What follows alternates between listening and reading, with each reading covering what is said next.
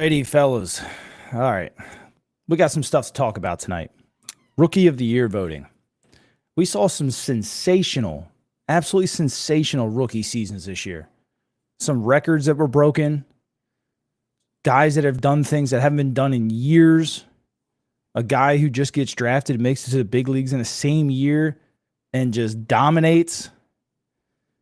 The AL, I'll admittedly say the AL probably had a down year when it comes to certain things. But when you look at things across the board, still very good players, still contributed to playoff races. Some guys got votes that probably shouldn't have, and some guys got votes that, or didn't get votes that probably shouldn't have. There's just a lot to talk about. The biggest one to me, I feel like, look, I'm biased. I'm an Orioles fan. I'm biased. I feel like Colton Cowser was absolutely robbed. And as good as Paul Skeens was, I still would have voted for Jackson Merrill. Just because when you look across the board at what Merrill was able to do, it was phenomenal. I understand Paul was great. Paul was a lot of fun to watch. But what Merrill did, changing positions, skipping AAA, it's hard to ignore. It really is hard to ignore. He set major league records, things that haven't been done since the 80s. You know, but look, listen, Paul had a fantastic season. I understand he had an ERA under 2. It happens. ERAs under 2 happens.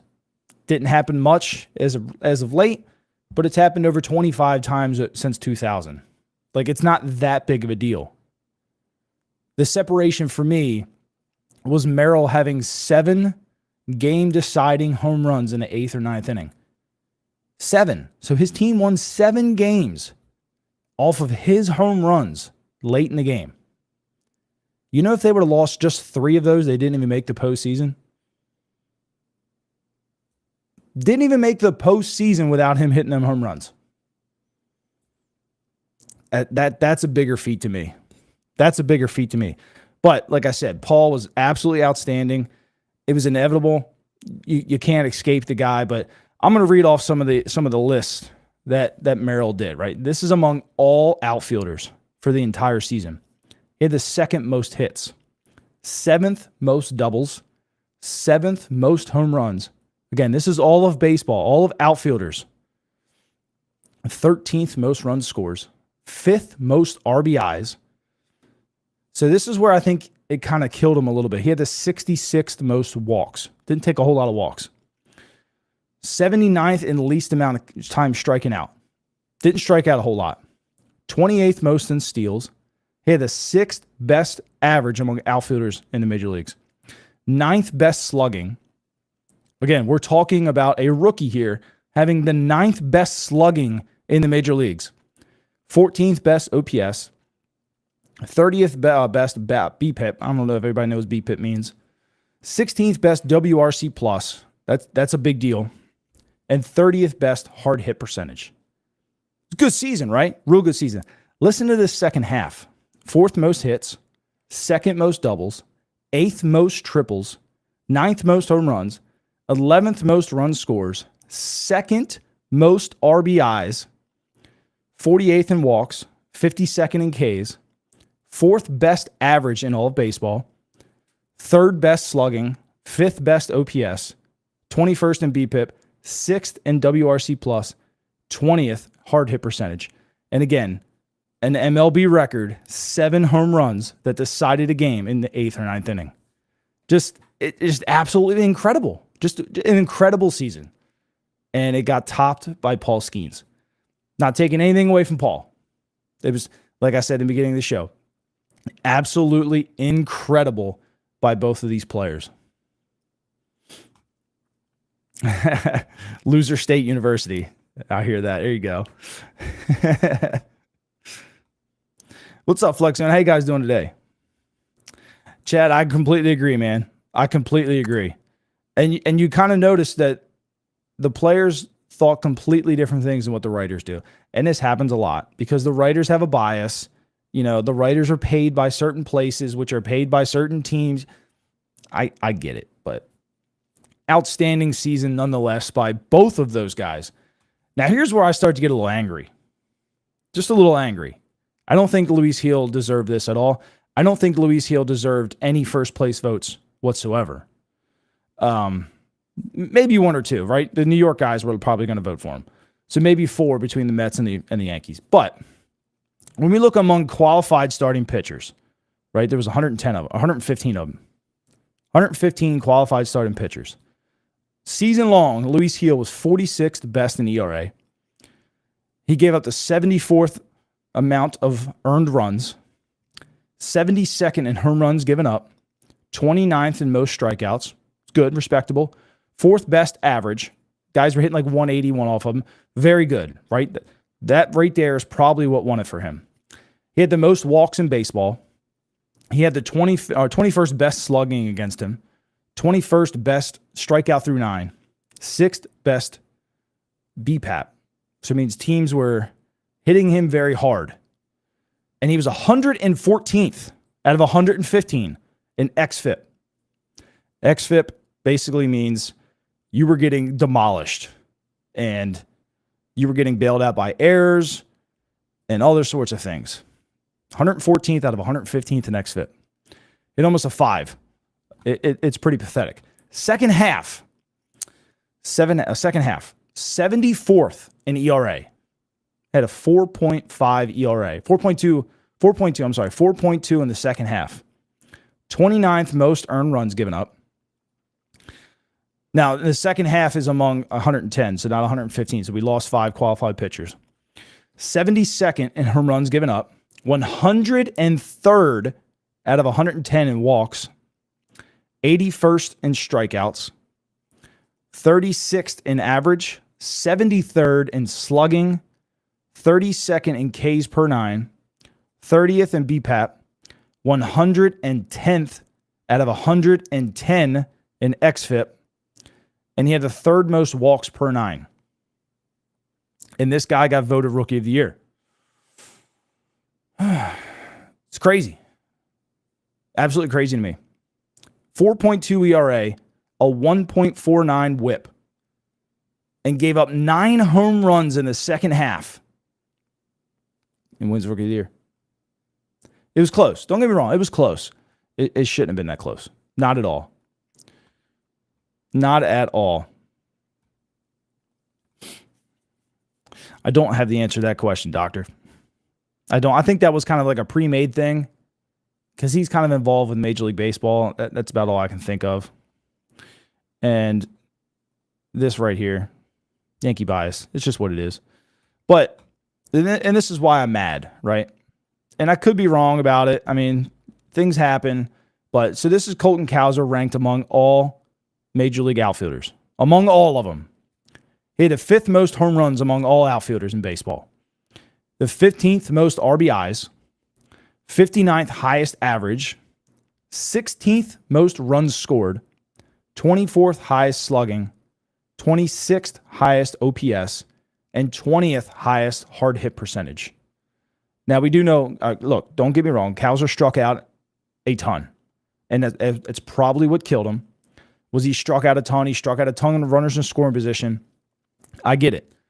Second half, he had the 10th most home runs in baseball, 4th most runs scored, 12th most RBIs, 33rd best average, 27th best slugging, 29th best OPS, and 27th best WRC plus. Cowser had a fantastic second half, and he hit 268 with 12 home runs and 35 RBIs in the second half with 82 strikeouts. So he was either getting on base or striking out. Let me say that again. 82 strikeouts, and he still hit 268 with 12 home runs. It's incredible. Absolutely incredible in my eyes. But you know what? It is what it is. Things happen. Things happen. I get it. It sucks, but it could have been better. He did it to himself. I still think he had a fantastic season. Still think he had a fantastic season. But what can you do? What can you do? Joe, that would have been funny. Who was that reliever? Got the 2 votes. He was the rookie. Was he from Cleveland? Yeah. Yeah. He got 2 first place votes. I forget his name, but he had a fantastic season. He's a guy that probably deserved a little bit more than the 2 first place votes that he got. Cade Smith from Cleveland. PR, I hate to say it, for some reason this chat here that I have does not show Twitter, so I'm not able to show it on the screen, which sucks, but I am reading it over here, PR. Yeah, from Cade Smith from Cleveland. Fantastic rookie. Probably deserved.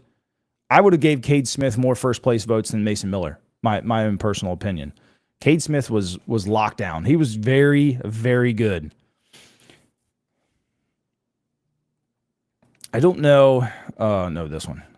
This one here. No extra draft picks puts us in quite a pickle. I wouldn't say it puts us in a pickle. They still probably have 3. Santander's not going to take his qualifying offer tomorrow. That'll give you 1. Burns is probably not going to take his qualifying offer. If he does not re-sign here, that'll give you 2. So they'll have 3 total. And with them being tradable, look, the Orioles aren't signing 4 first-round picks or 4 picks before the second round, I should say. They're just not. They're either going to trade one. They're going to do something. But I know the bonus pool kind of gets slotted around how much you're supposed to have. They weren't going to pay that. They just weren't. So they were going to trade one of their 2 of those picks. It probably doesn't hurt Mike Elias at all, in my opinion. The chat's small in here. Oh, you must be on your phone. That's probably why. I don't say it doesn't look that small to me, but that's why I have these on. I can't see anything.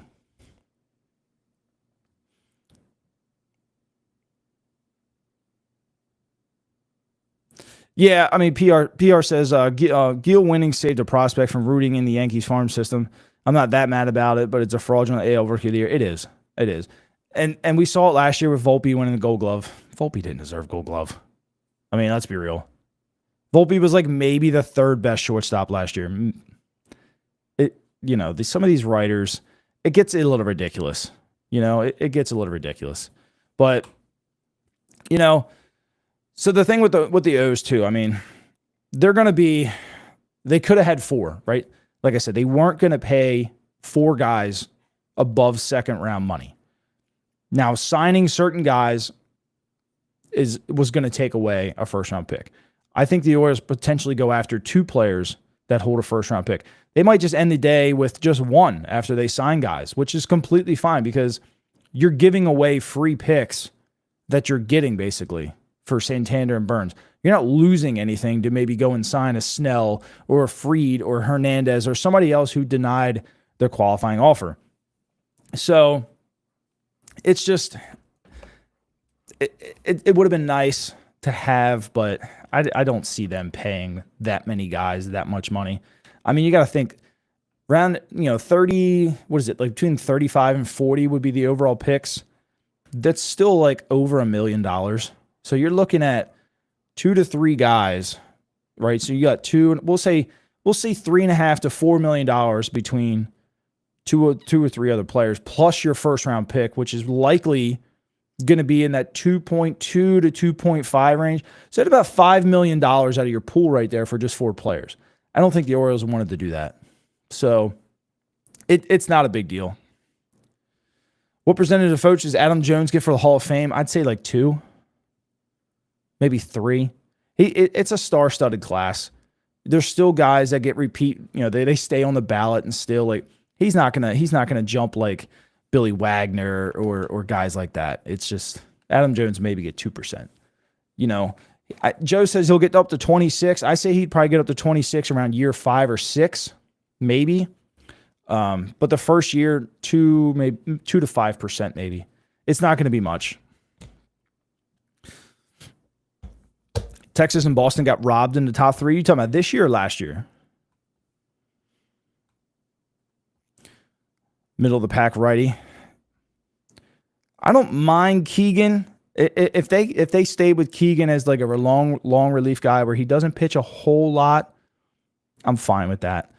He doesn't do a ton in high leverage situations, so it's not a big deal, but I don't know. We'll see. You think they got robbed? What do you think, PR? Who do you think that deserved to be up there and from Boston and Texas this year in AL Rookie of the Year? Why is my Facebook not loading? I always got to make sure I'm actually getting chats. Whoops.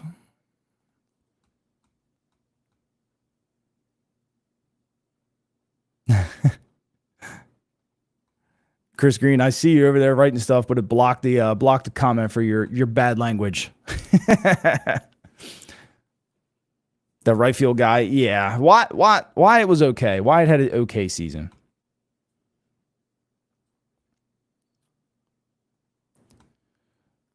Any ideas on someone the O's could hire for the pitching staff? What do you mean hire? You mean like in the minor leagues? Because Drew French is really, really good in the major league staff. And I feel like their minor league coordinators, pitching wise, are pretty damn good too. They're just very slow, in my opinion. They take their time, almost too much time, but with the amount of injuries and stuff this year, they've really, really took their time. And I've said it before, it concerns me that no drafted pitcher by Mike Elias has made their debut yet, right? And we're going on what? 2025 will be draft number 6.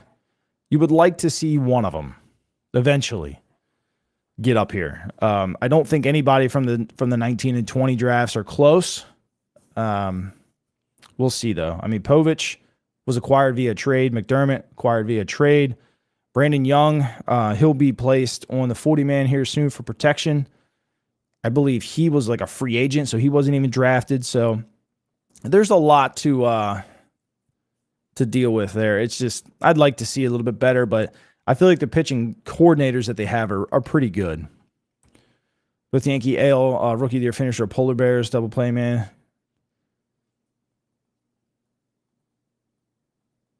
It could get AJ into Cooperstown. I don't think Adam ever makes it, to be honest. It's going to be tough. I mean, if Andrew Jones can't get in, Torrey Hunter, there's just so many guys in front of him. It's going to take a while. Do we really believe Orioles are the front runner for Burns? I don't. I honestly have not heard a whole lot of chatter about Burns. It got quick, and then you heard nothing. And I think that quickness was all Scott Boras. I really don't think these teams were hot and heavy like they say. There's teams that are interested. Don't spin that the wrong way. There's teams that are interested. I don't see them hot and heavy like it was made out to be. That is classic Scott Boras. And then all of a sudden it'll be Corbin Burns is signing with so-and-so and he's on a plane here, blah, blah. And he's not. That is Scott Boras. And the very last second, like you'll probably read, the Orioles are 99% ready to go for Corbin Burns. And then it'll come out, but there's a mystery team that just outbid the Orioles. Again, that is Scott Boras. He does this game every single year. I pay zero attention to his clients because he does this shit himself. Excuse my French. He does it himself. And it's good marketing tactics. He gets his guys paid because of it, because teams get concerned whether it might be true or it might be false. They got to pay because you don't know. It's just all Scott Boras. It's all Scott Boras. You'd happy to see an Oriole consideration in your lifetime? I think we'll see one, PR. Yeah, John Morosi. He's the guy that said Ohtani was on a plane to Toronto. Morosi heard that from Boras. That's what I'm saying. Like that, it's a tactical Boras thing. It's to get his guy more money. And it worked because the Dodgers, we were in agreement on a certain price, and then all of a sudden Ohtani was on a plane to Toronto, and that price went up by $35 million, and it reached up to $700. It's just what Boras does. Like, kudos to him for his guys, but God, it sucks. It absolutely sucks that he does that. But it is what it is. I mean, hey, if I was still playing, I would want him as my agent. That's all I'm saying. Evaluating pitching prospects. Gotcha. Okay. Yes. Well, that's most young kids nowadays. Everyone wants to throw hard. No one wants to just locate. The whole location thing is kind of gone. It's how hard you can throw the ball down the middle and how much you can get it to run after you throw it down the middle. And when it doesn't run, you get absolutely shit hammered. It's just how baseball is kind of taught nowadays.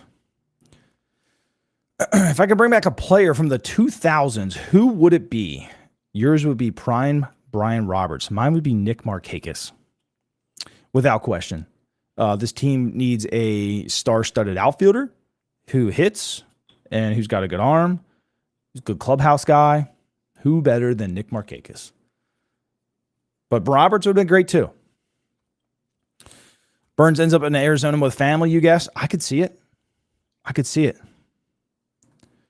You like the Mountcastle McDermott for Luis Castillo? I don't. That trade doesn't make sense if you're Seattle, in my opinion. That's just somebody like me starting that rumor. I don't think that's real. Rookie of the Year voting is like throwing shit at a wall and seeing if it sticks. I agree. I think the days of having baseball writers pick these prestigious awards needs to be over.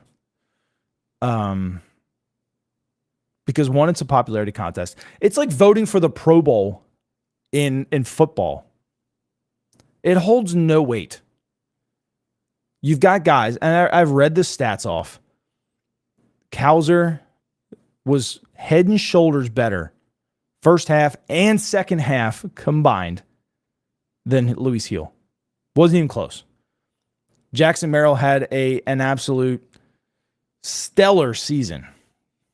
The only thing you can do with that is just throw your hands up. Like, when you look at it, Amaga, Merrill, Churio, and Skeens all would have won AL Rookie of the Year too.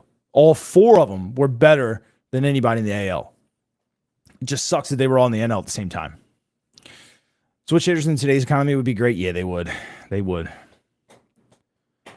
What's the point of trading away Mountie when they're fixing the wall or contact? Yeah, exactly. Mountie can go back to hitting 30 home runs a year, hopefully. Put Rodrigo Lopez on a team with a good offense and good defense. Rodrigo Lopez was just who he was. A mid-4 to almost a 5 ERA guy. He was okay. In today's game, I think he's probably a high 5 ERA type guy. He wasn't anything special. He didn't have much velocity. The command was okay. He was just okay. I would never put him on my team. I'd take Chris Tillman before I take Rodrigo Lopez.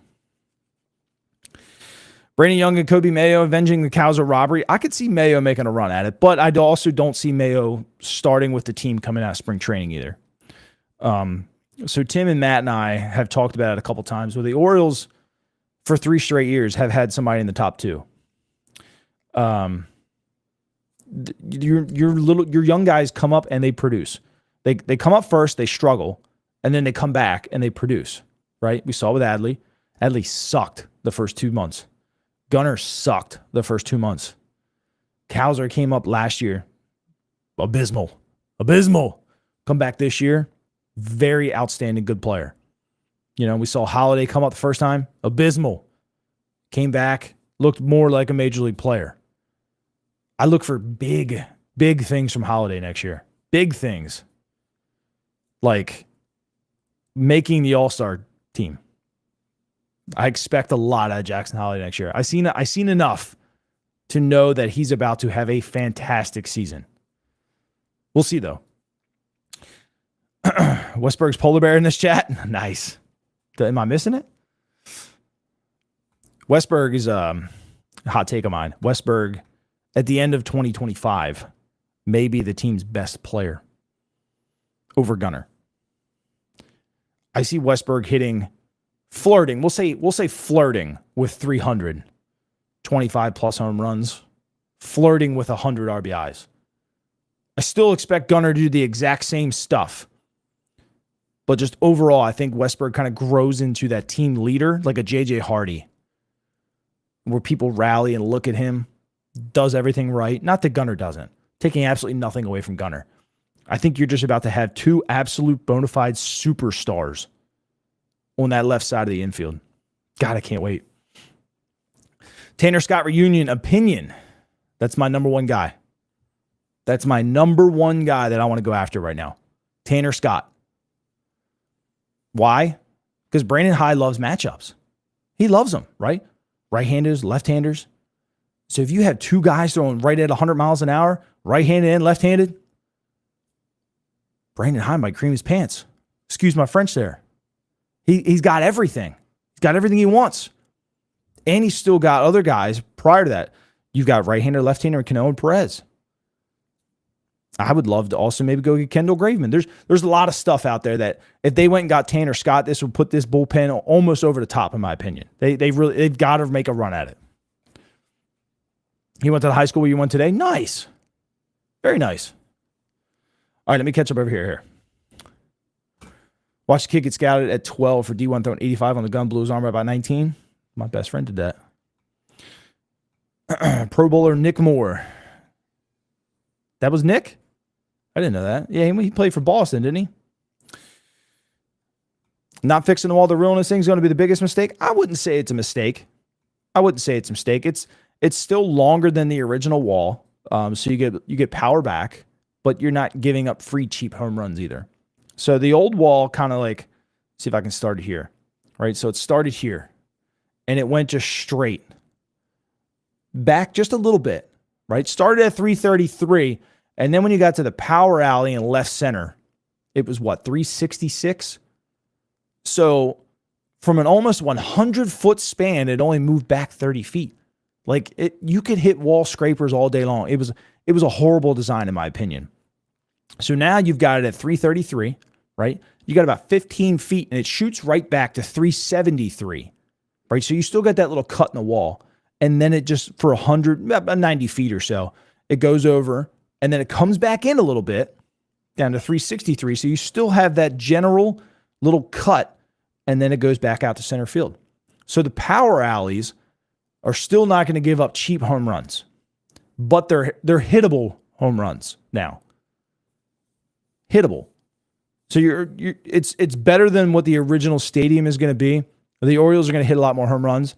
Other teams are going to hit more home runs too, but that's where upgrading your bullpen with a Tanner Scott helps and getting some better starting pitching. So we'll see. I mean, I don't think it's a mistake by any means. I just think they overcompensated the first time. The state paid for it. The Orioles didn't give a shit. State paid for that. Now they pay for this one. They had to spend a certain dollar amount by the state. So they did it. And they did it in a very expensive way because they had to spend a certain dollar amount. Hey, sometimes you got to follow the rules and whatever. MLB The Show, I'm such a troll, play at the yard. Josenberger and Heston in the outfield is going to be electric. Dude, Josenberger can run. I tell you, we've said it multiple times, man. The O's got a problem in the outfield. A problem. Josenberger is very good. I think he stays in the infield possibly, but he's very good. O'Vern is very good. He's going to be coming up very shortly. Last year's first-round pick, Honeycutt. Bradfield Jr. is another outstanding player. He's going to start in Double-A. Likely, he might even start in Triple-A. Who even knows? Judd Fabian is a hell of an outfielder. Strikes out a lot. Dylan Beavers, hell of a player. Like, that's just named off 6 guys that haven't even made it to their debut yet that are going to be good players. So, it's crazy. Bradfield and Honeycutt's diabolical. Right. O'Vern's faster than both, right? And then you have Nate George. Nate George is a name that nobody even knows about because he was a 16th rounder. Nate George is the fastest guy in the organization. 16th round high school outfielder. Fastest guy. And apparently he's got a lot of power. So I am very, very excited for Nate George. Very excited. All right, so what we got here? They got some film and some stats at the top level and take it back down to spring training, work on the weakness. But yes, Mayo fixes that little hitch in his swing. Goodbye, baseballs. Goodbye. That's all I know about that. Tanner Scott's a poor man. BJ Ryan. I mean, he only throws about 10 mile an hour harder, though. No, BJ threw hard. BJ threw hard early in his career. What was he? BJ was what, 95, 96 for a couple years before we traded him? We traded him, right? I can't remember. I know he went to Toronto, but that's when the velocity started decreasing. But for a long time, BJ Ryan threw hard. I wouldn't say he's a poor man's. They're possibly comparable. They both have the same kind of movement. You might see that dog back there creeping. People are saying that Bradfield is traded off this season. He's our Mullins replacement. Yeah, he's not traded. Not at all. Not with the talent that he has shown as quickly as he's shown. He's not traded. Not at all. Tyler Chatchator. Oh, okay, gotcha. Did I design the new wall? No. No, not like this. No. No, I did not. The new wall would have been good for the first time. But sometimes you got to learn, and they did. They learned. What's the stream delay at? I don't know. I have no idea. You tell me. I think it's fairly quick. So I'm using a different program. So I think sometimes YouTube is set to normal, which I want to say is like 15 to 30-ish seconds. But when I use OBS, I can set it to ultra low, and that's like 3 seconds. But I'm trying this other one out that has like some AI thing that'll make the clips for me. We'll check it out. I don't know. It's already a hype that he got drafted by his home team, but he's the future. Oh, yeah, but Bradfield. Now, was he from here, or did he just live here for a little while? I've never looked into that myself. I know he went to the stadium a couple times and stuff, but I never knew if he actually was like born in Maryland. Never looked into it, to be dead honest. But, you know, I'm just still. I keep hooking. I still have the stats pulled up over here. I don't understand how Colton Cowser didn't win. And it sucks to me that Merrill didn't win. You know, him being my family or not, I try not to be biased about it, but we just look at how good he was just in the second half overall against all the other outfielders. It just sucks that Paul had to be at the same time. But biggest thing I take away from Rookie of the Years, though, and I was listening to Tony Gwynn Jr. talk about it earlier. I was listening to the Padres podcast earlier while they were waiting for the announcement of the NL. And they were talking about like how most guys that are in the consideration for Rookie of the Year have good careers, but some guys don't. And it's pivotal for the Orioles to not have that happen to them, or the Padres have that happen to them, or the Pirates. Like the stage where baseball is at with their young guys, it's pivotal that somebody doesn't take a step back like we've seen just as early as 4 years ago. A lot of people don't remember who Kyle Lewis even is. Yeah, he won Rookie of the Year for the Mariners. He's not even in baseball anymore. I want to say like 2 years after winning it, he was done like that quickly. Nobody wants to see that with the crop that was just voted in today, because there's just so much talent that was on those voting ballots today. Baseball's in such a good spot, man. I remember looking back when like Machado was young, and I was like, man, baseball's in such a good spot with him, and I forget who else. It was a couple other younger players, like Arenado and stuff like that. And I was like, man, baseball's in a great spot. Now when you look at baseball, Machado would be like, still a good player, right? Machado wouldn't be the best at his age in baseball like he was back then. Probably top 5, but he wouldn't be the number 1. There's so many good players. So many. It's incredible. 2 or 3 minutes. Holy crap. Is it really? I'm not scrolling down all the time either, so that could just be me. We'll have to wait. I need confirmation. He's got to get confirmation, and then I got to get confirmation. But there's a potential there, but I won't talk about it until that time comes. You got invited to coach spring ball today, 6U. Let's go, Joe. I just did that for the past 2 years, dude. It's fun. It's fun. It was chaos, but it's fun. Do I think they need a position player Rookie of the Year and a pitching player or a pitching Rookie of the Year? I think at that point, it might get watered down. It's almost like giving out participation trophies. Would I like to see it? Sure. Like it really wouldn't affect me, so to say. But I like the idea of it, but I don't like how watered down it would be. Because like now at that point, instead of having just 2 awards, right, NL, AL, now you got 4. So it's like, I don't know. It's just weird. Oh, yeah, that too. That's a good call, Tim. Yeah, I'm reading over Twitter, Facebook. Facebook's been kind of dead, but for some reason, Twitter doesn't come into my Omni chat, which sucks. So I have to look this way over at Twitter. J-Rob was hurt a little bit, but I wouldn't say he's fallen off yet. Now, if he comes out and plays again like he did last year, that's a little different story. But I still think J-Rod's going to be pretty good. Stream on so many different platforms. Kind of curious. Not sure. Not much. X. So like X right now, I have 98 viewers, but I have 1 person chatting. So X is more of like people like kind of turn it on and just listen. X has never been a place, and I join a lot of live streams on X, radio shows and stuff like that. There's not a whole lot of comments on with it, but it's just a way to like kind of like just people turn you on, they listen kind of thing. Growth on it, you get most of your growth just tweeting throughout the day and then interacting with other people. I don't think you really get any kind of growth on X from live. It's more of just kind of interacting with the people that already do follow you if they want to click on that you are live. Facebook is more for just my friends and my family and stuff.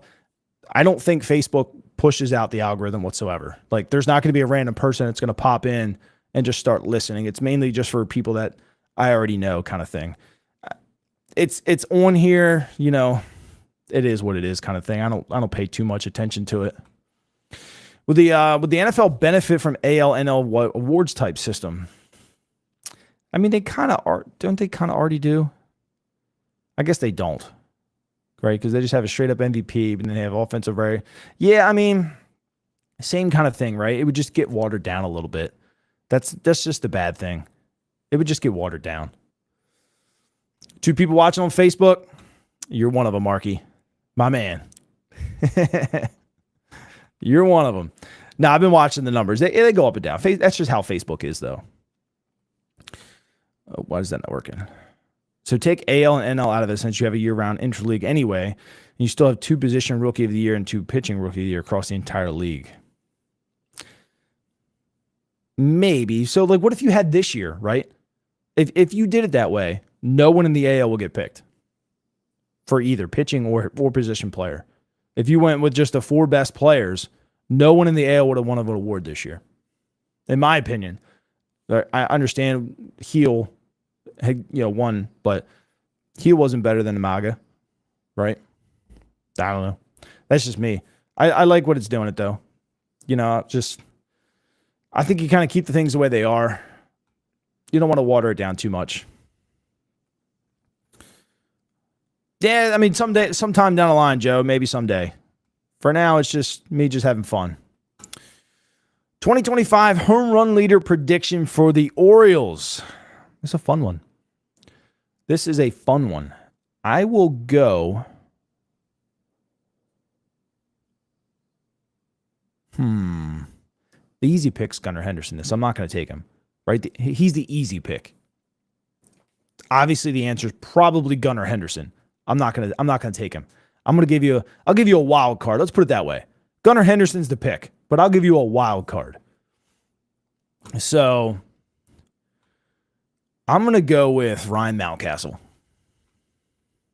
Mountcastle is gonna hit 33 home runs this year. 33. He's gonna get back to his rookie season. 33 home runs. He's gonna finish second on the team. Pencil me in for that. Gunner's going to hit more than 33, but Ryan Mountcastle is my silent guy. Silent J, I'm going to pencil him in at 27. 27.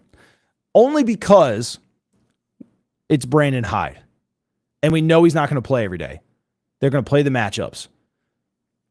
I think that cuts into his production a little bit. Got to give it to the 4 best deserving players. That's fair. It's fair, but I don't know. I mean, it's just been the way that it is for so long. I'm not sure. Got to pick a better half.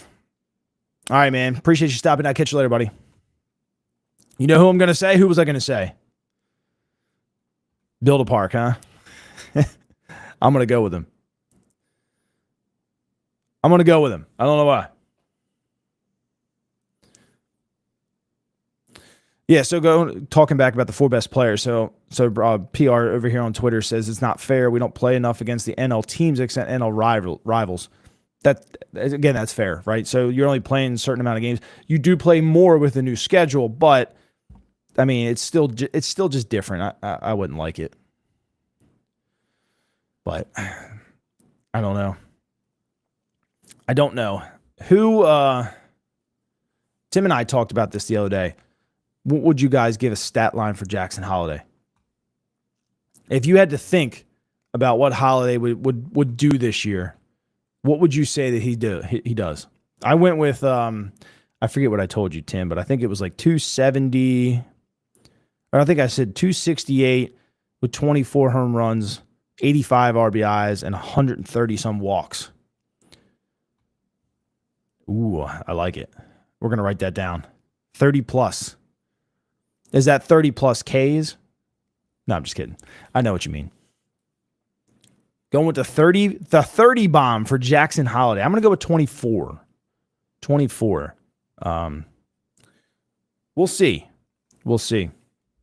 I would have liked, and it sucks that Westburg got hurt. I would have really liked them to manipulate his service time just a little bit, keep him under that 130 at bat threshold, and let him come back this year as a rookie. I would have loved that. Same with Westburg. It sucks that those guys didn't have a chance to win it. Not that the Rookie of the Year is the end-all, be-all, right? I much prefer them having the experience that they got coming into next year and being ready to be contributors. Wow, I've really effed that up. I'm going to stop at that point. Contributors. Blah, blah, blah. Oh, God. But it is what it is.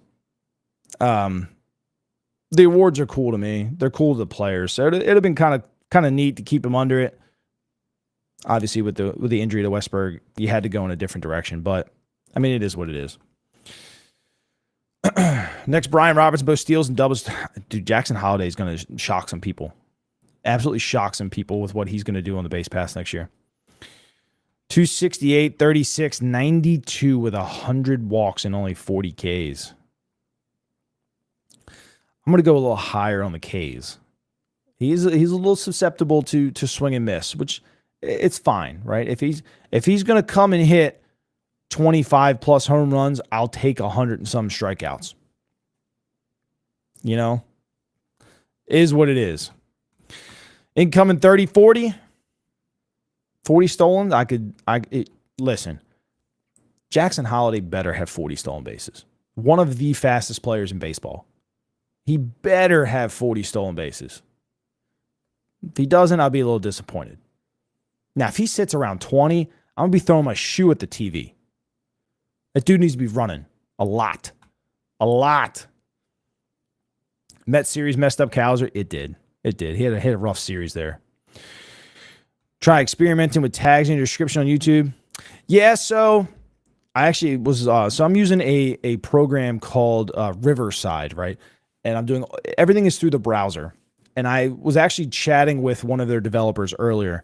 And because Tim and Matt and I will go live sometimes. It's some of the content you've watched before. But we use StreamYard. We've tried to use this a couple times. This one isn't ready just yet. StreamYard is. StreamYard allows your guests to show out their lives, or the same live to their accounts. It allows you to do separate descriptions and titles per destination. This place doesn't. So I was chatting with their developers earlier in Twitter in their DMs, kind of going over, like, explaining what makes StreamYard so good. This one here is great because it records in 4K. Nobody else does 4K unless you're paying like $65 a month. This one does it for 30. But it records in 4K. It has AI, which will cut the clips for you. And then it also has what's called magic audio. So the AI will also like pre-tune your audio for you, right? With me having 3 kids, it takes a lot off my plate. But I was telling these guys, like, this is how good Restream and, Streamlabs and StreamYard, it's how good they all do it. I think you guys need to catch up. And we had a very constructive conversation, and they seemed very inviting to it. What concerns me is they almost seemed like they weren't aware that some of the other ones did that, which kind of sucks. But hopefully we'll see some of those things kind of move on, because I would love, and that was my big thing, is I want to have separate titles and descriptions per destination. Because like I was telling them, when Tim and Matt and I go live, like I want to be able to tag them on Twitter, right? So it goes out to their people, or on Facebook. Like I want to be able to put a tag in. Like I can't do that right now. When you do the description and title, whatever I put in goes out to all 3 of my platforms that I'm on right now. And I was like, that's just not practical long term. I think you guys need to fix that. So they seemed pretty open to some of the changes, which was neat. Just going to see how long it takes them to kind of implement this. This is a pretty complex software for what it does. So changing something that obviously like changes a lot of source code. So it would change a lot, but it'd be pretty cool if they kind of maybe brought some of that stuff in. Right. We talked about this, Tim. He's got to let him start running.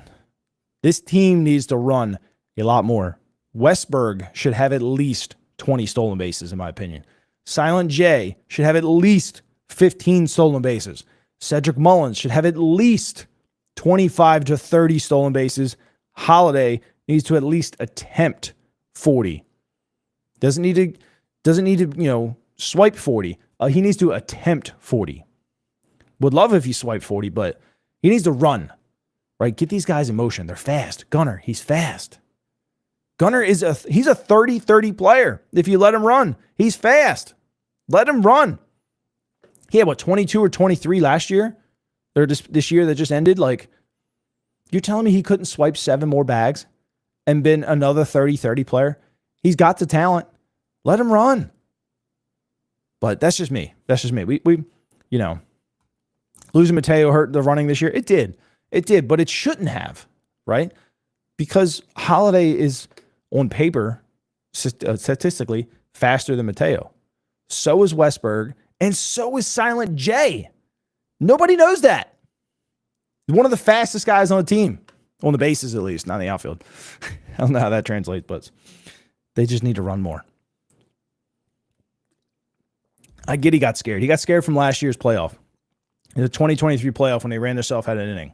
I get it. But sometimes you got to live a little. Joe, I would love it. I don't think it's going to happen.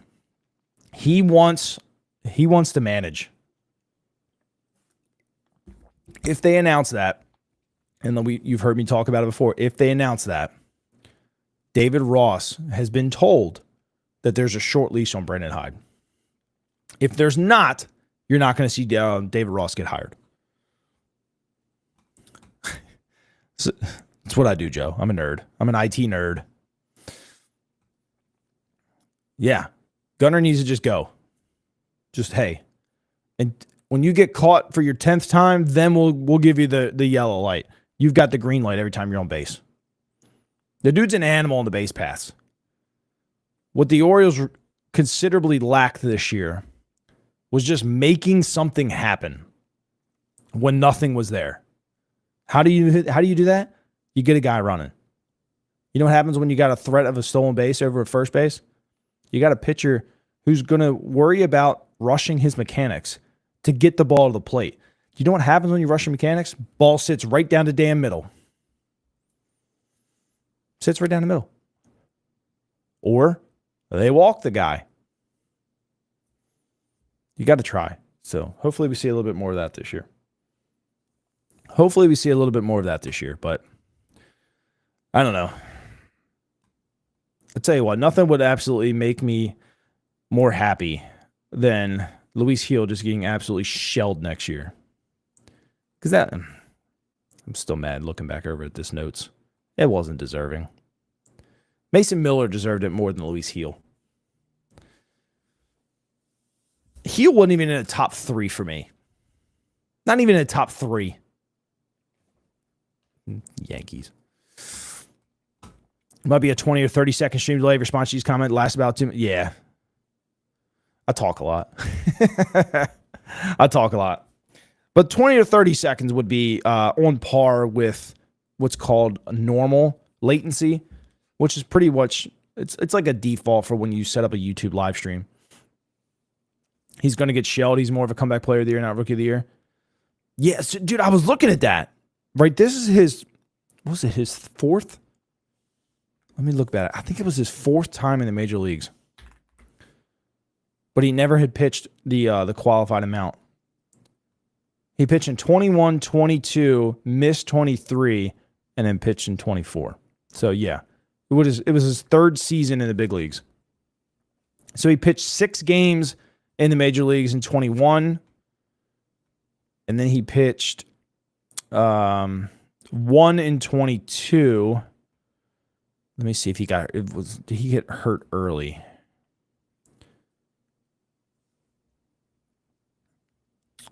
Did he get hurt early in 22? Yes. So after 4 innings, he got hurt.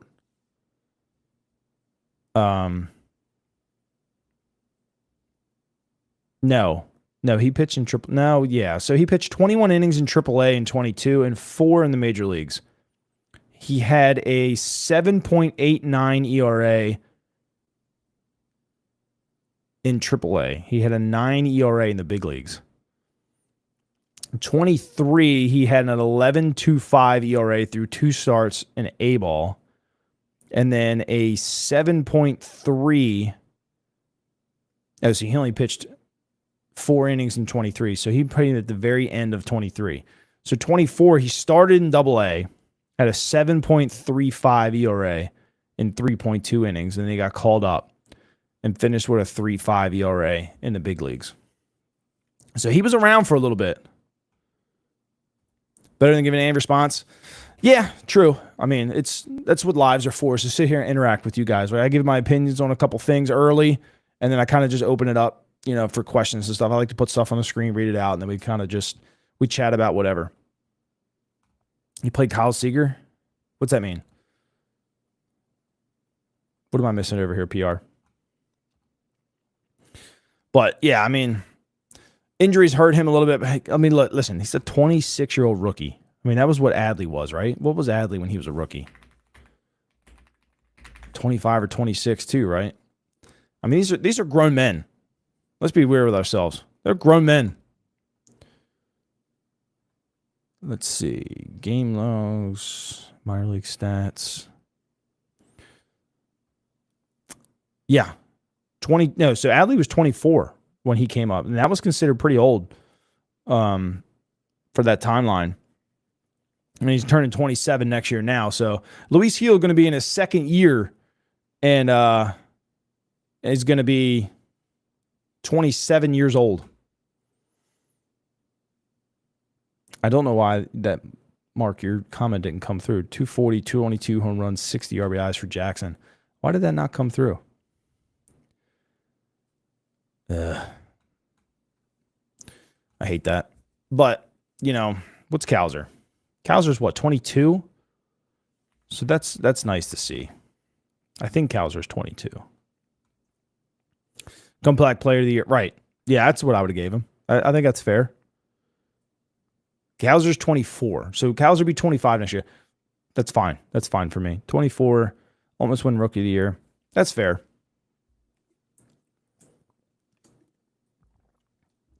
I want to see Cowser cut down on the Ks. 172 of them this year. 82 of them came in the second half. He struggled bad in the second half with Ks. The changeup annihilated him, in my opinion, but still hit 268 with 12 home runs. So, like I said, it was either he was hitting the ball hard or he was just striking out. So he would go through some hot streaks. That happens for rookie. It happens. Was I mad at him? No. Did I kind of expect that kind of stuff? Yeah, right? but he's only going to get better. Remember, people absolutely complained when they took him 5th overall. Complained. And he got to the big leagues quick. Within 2 years, he was in the big leagues. And then he finished his 2nd rookie of the year 3 years after getting drafted. And people complained they went 5th overall. Just a little side note, Michael Elias kind of knows what he's doing. Kind of knows what he's doing. Does a pretty good job. Breakout year next year for Cowser?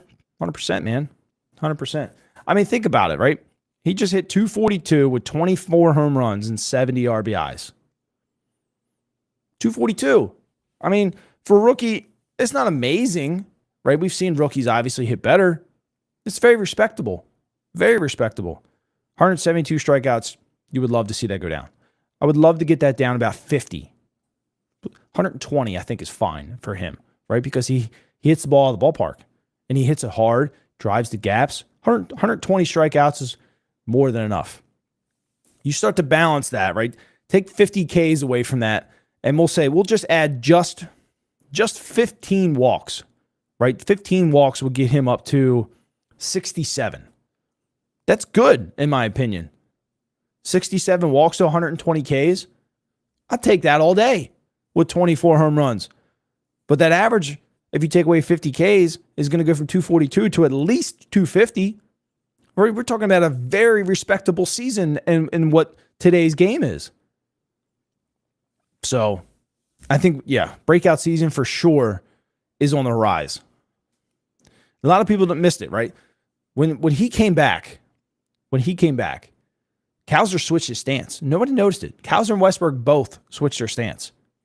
Look for him to switch a little bit more again this year. Just a little tweak. Bobby says, sports media never gives Baltimore any love. Doesn't matter how good or deserving the player is. Baltimore don't make any money. That's why. They don't make any money. It's going to take a long time to repair that relationship. John Angelos and Peter screwed up a lot in the media.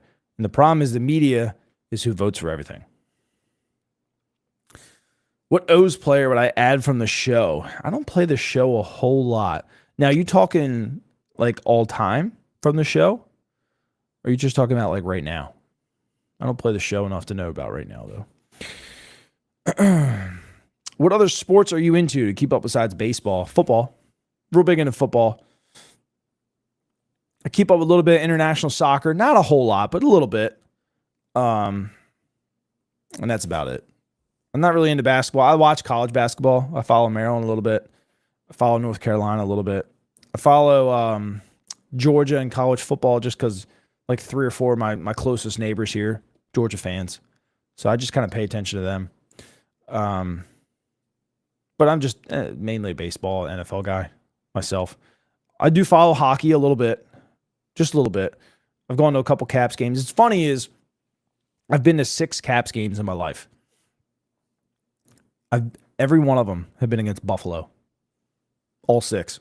How crazy is that? It's not planned. It's like somebody at work has tickets. Hey, do you want these? Yeah. Or my brother will call me. Hey, you want to go to a Caps game? Yeah. It's against Buffalo.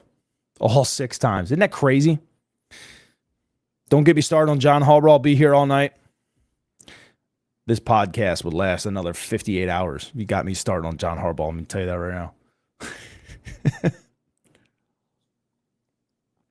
58 more hours. I'm not a John Harbaugh fan. We'll leave it at that, though.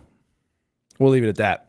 Yeah, I want to get in a little bit more hockey. So, I mean, obviously the Capitals are doing really, really well right now. I have them set up. So, like right now, they're up 3-something, right? 3-1 right now. So, I have all the sports updates. I keep up with them like that, but I don't watch the games, if that makes any sense. You want me to talk about John Harbaugh? You don't. You don't want me to talk about that guy. Top 5 most hated teams, in my opinion, in the major leagues. Yankees are obviously number 1.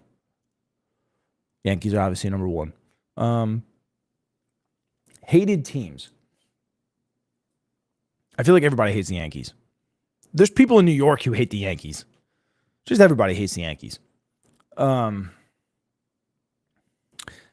And what's funny is I respect the Yankees. I hate their fans. 90% of their fans I hate. There's some good ones. There's some real good Yankees fans that I have very constructive conversations with a lot. Very good, knowledgeable baseball fans. Love it. Most of them are, yeah. But top 5 most hated teams. I would probably put Boston in my top 3. Definitely hate Boston. Who else don't I like? Milwaukee. I'd probably put Milwaukee number 3. We'll put Boston number 2. We'll put Milwaukee at number 3. I don't like Milwaukee. I don't even know why. I just don't like them. It's weird. God,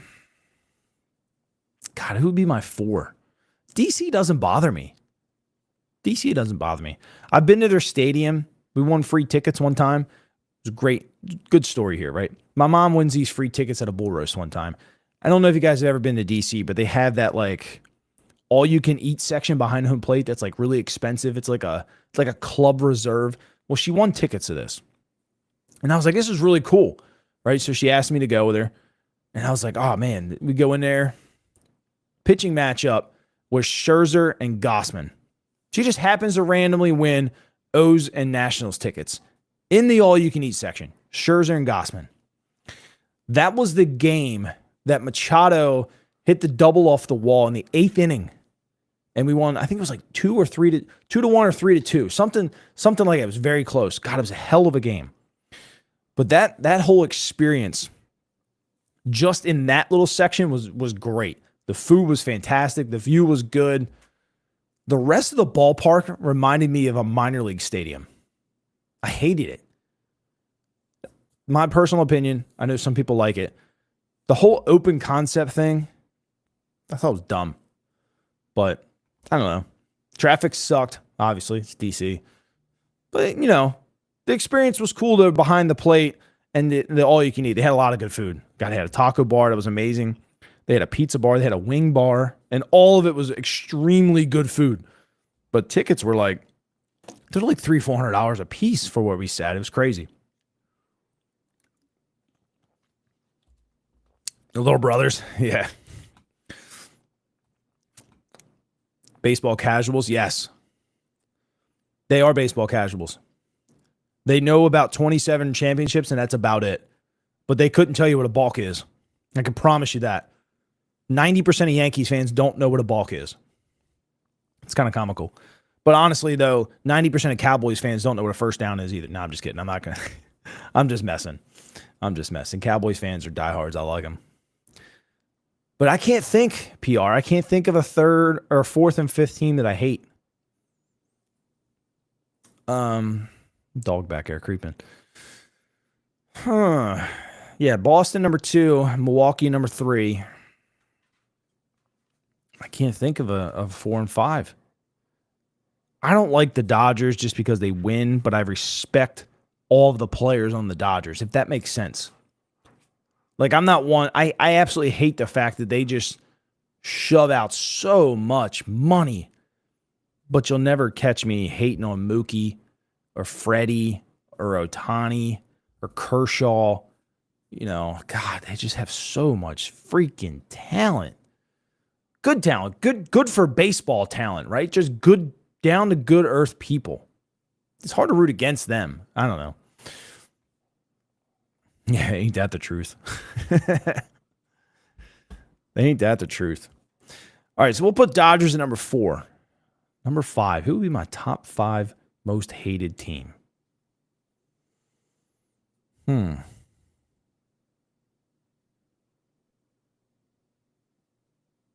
Top 5. I might have to say the White Sox.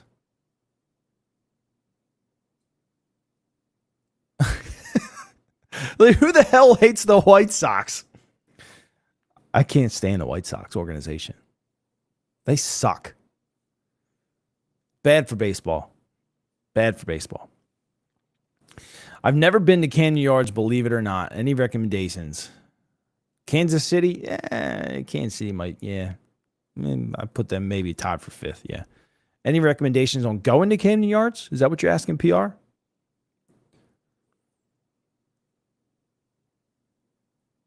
I live like 25 minutes away. It's got to be the Royals. I think I hate the White Sox more than the Royals. I don't know why. But so look, I was a catcher when I got drafted. The love and respect that I have for Salvador Perez, you couldn't make me hate Kansas City because of that. I couldn't. I love Salvador Perez. He's been one of my for me growing up, right? I mean, I get to watch Pudge and then Yachty.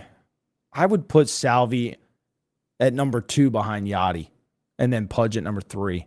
And I was a big, big Pudge fan. But Salvi's just been so good for my later end of my generation that I've been alive. You know, I was young, but I got the tail end of Pudge's career.